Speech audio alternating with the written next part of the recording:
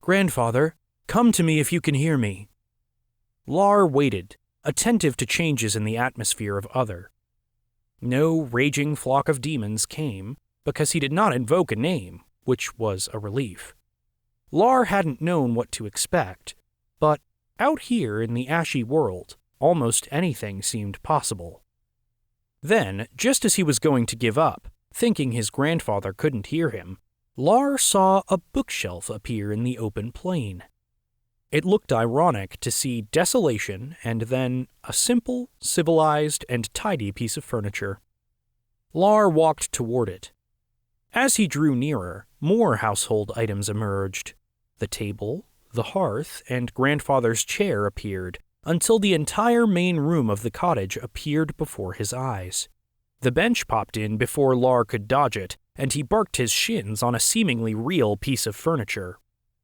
"Ah, there you are, my boy," Grandfather said in his jovial voice, and Lar spun around to see the gentleman sitting in his chair by the hearth, looking younger than Lar remembered. He almost seemed like the man who had first taken in Lar when he was only 6. Gray had only just touched his temples, and his ink-stained fingers were no longer knotted with arthritis that had plagued his later years. "Ah, my boy, you've finally come," Grandfather was saying. "Shall we read a little?" "Grandfather, have you finished that book I asked you about? The one on names?" Lar asked, struggling to remember that he wasn't 6 anymore, and this wasn't real. Grandfather didn't seem to remember the book.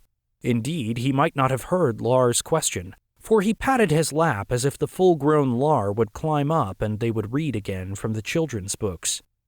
This memory would bring tears, if Lar still possessed that ability. Being dead was all that reminded him this couldn't be a reality, even in Other. Or was he in Other at all? Maybe he had passed over. This certainly seemed like the rest and reward promised to those that had done well in mortal life. It would be Lar's perfect haven, except for one missing element. "Where is Leary?" Lar asked the ghost.